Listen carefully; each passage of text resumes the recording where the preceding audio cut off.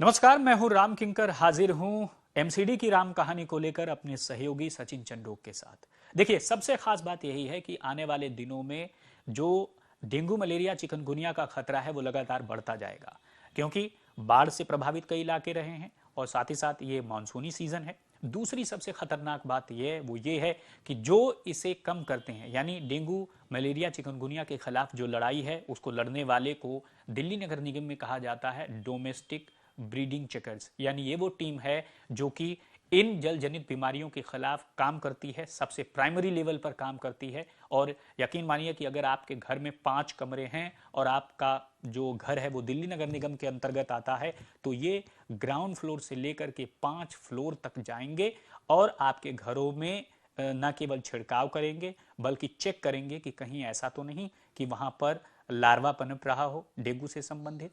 दूसरा, हर घर पर जाकर सिग्नेचर करना और अगर टॉप फ्लोर तक जाना और अलग अलग जगहों पर जाकर के इस तरह का काम करना, ये सब कुछ डोमेस्टिक ब्रीडिंग चेकर्स करते हैं। लेकिन क्या आपको पता है कि इनके काम करने का कोई घंटा निश्चित नहीं है? क्या आपको पता है कि यह तकरीबन 28 सालों से दिल्ली नगर निगम में सिर्फ यही काम नहीं कर रहे बल्कि सीजनल काम करते हैं? और उसके बाद यही वो डोमेस्टिक ब्रीडिंग चेकर्स हैं जो कभी आपको टोल टैक्स लेते हुए दिखाई देंगे, कभी आपको प्रॉपर्टी टैक्स का काम करते हुए नजर आएंगे, कभी हेल्थ विभाग में काम करते हुए नजर आएंगे। तो अलग अलग मौकों पर इनसे अलग अलग काम लिया जाता है। लेकिन इस बार, इससे पहले कि डेंगू के खिलाफ लड़ाई शुरू होती, इन्होंने 17 जुलाई को एक लेटर दे दिया दिल्ली नगर निगम को और कहा कि अगर हमारी मांगे नहीं मानी गई तो वह 31 जुलाई से जो है हड़ताल पर जा सकते हैं। और उनकी मांगे क्या है? उनकी मांगे इसलिए हैं ताकि उनको एक संवैधानिक नाम दिया जाए। अभी आप ये कहेंगे कि संवैधानिक नाम एमसीडी को देना एक कैसे एमसीडी का प्रेरोगेटिव हो सकता है? लेकिन अभी तक आपको बता दें कि जो वहां का एसोसिएशन है साफ तौर पर यह कहता है कि डोमेस्टिक ब्रीडिंग चेकर्स अगर वो कहे जा रहे हैं तो इससे ना उनको सीएल मिलती है, यानी न तो छुट्टी मिलती है, ना ही कोई जो है बेनिफिट मिलता है, ना ही बोनस मिलता है, और ना ही जो है उनको मेडिकल या इस तरह की कोई सुविधा मिलती है।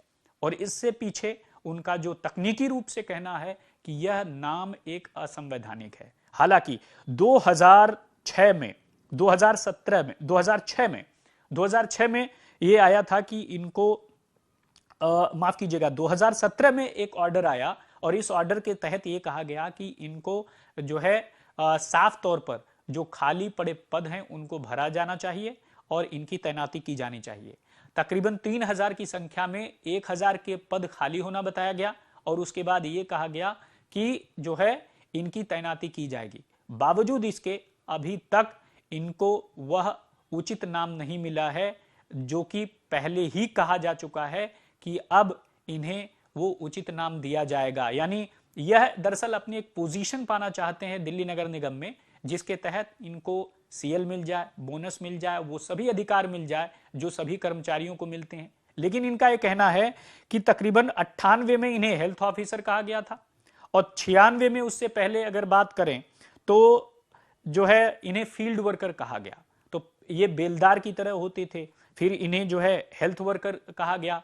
लेकिन 2004 में जब ये हाई कोर्ट पर गए तब ये कहा गया कि अब इन्हें जो है कुछ लोगों को पक्का किया जाएगा और बाकी जो जगहें हैं उस बाबत इन्हें भरा जाएगा। तो 2006 में इनको जो नाम दिया गया वो डोमेस्टिक ब्रीडिंग चेकर्स का दिया गया। लेकिन अभी तक इनका यह कहना है कि खाली पड़े हुए पद भरे नहीं गए हैं, क्योंकि जो एमसीडी है वह क्रिएट तो कर सकती है, लेकिन जाहिर तौर पर जब क्रिएट हो जाएगी और इस तरह का जो बोनस होगा तो वो सारे जो है पैसे वो कहां से आएंगे? तो यही सबसे बड़ी तकनीकी दिक्कत है कि आखिरकार अगर पद एमसीडी क्रिएट भी कर ले तो वो पैसे कहां से आएंगे जो सुविधा के तौर पर इनको दिया जाना है।